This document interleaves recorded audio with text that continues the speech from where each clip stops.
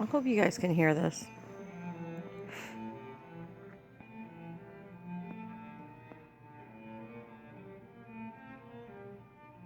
I've always had a pull towards the invisible and the mysterious.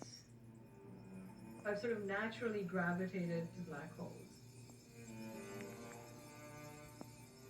But a black hole is very, very hard to understand with just the equations.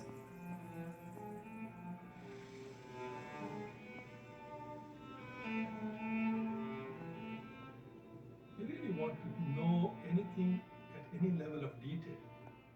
I You're have not going some to do it with thoughts about all this. just mathematics. It's not going to happen. I You would have love to to share think them, of computing.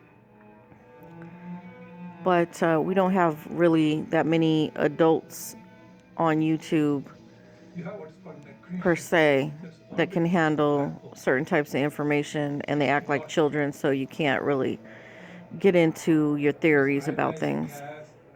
It's got magnetic fields. The whole thing is churning. The gas gets hot and then it radiates.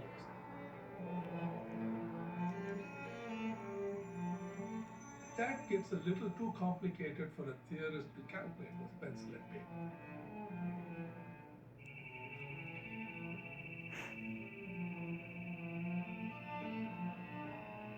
Simulations really help us make what is invisible, what is unseen, seen.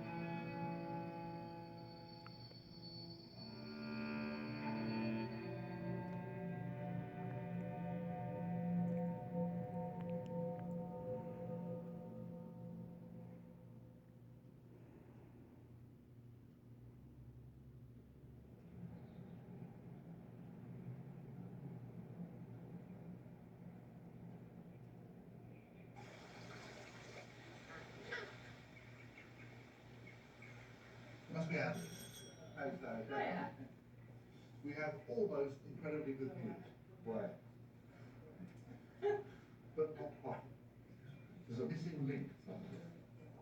If you don't worry about it, you get the right answer. Oh, well, I never worry. Once a year, Stephen Hawking and his friends take over some house somewhere where we can exchange ideas, where we can have fun, where we can go off into the mountains and have hikes. Stephen arrived. Stephen's here, Greg. So if you go all the way that way, okay. Stephen, Sasha, and Malcolm and I found a chink in the armor of, more than a chink, a huge gap in the armor of the Inquisition paradigm. But why don't we use that to remember? The old story was there just wasn't any way that a black hole could store information. It was just a hole in space.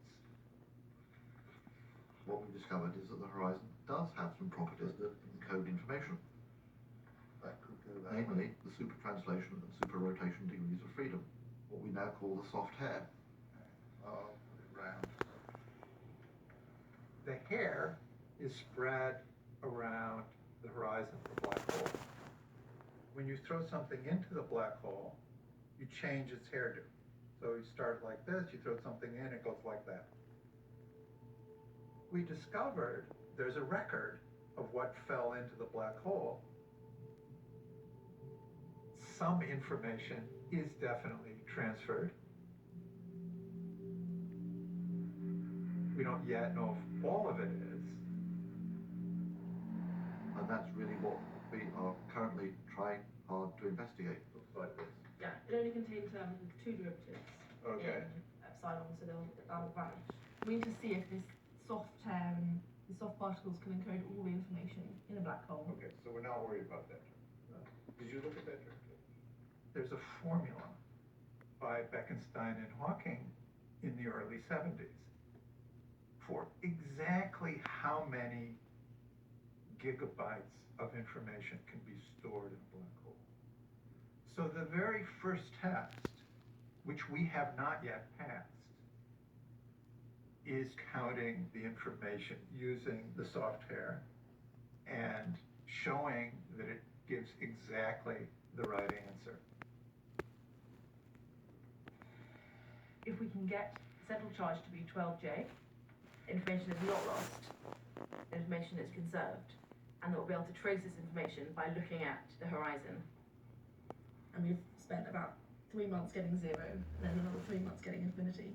And in the last few weeks, Malcolm thought he got 12, and now we think that's actually wrong again. As of today, we have 12, but with a dubious step. Are you saying that that integration by parts was done to get this last formula? I have a feeling. Yeah, because there's no terms with 2 derivatives on zeta. Well, the whole point was to get rid of 2 derivative terms of zeta.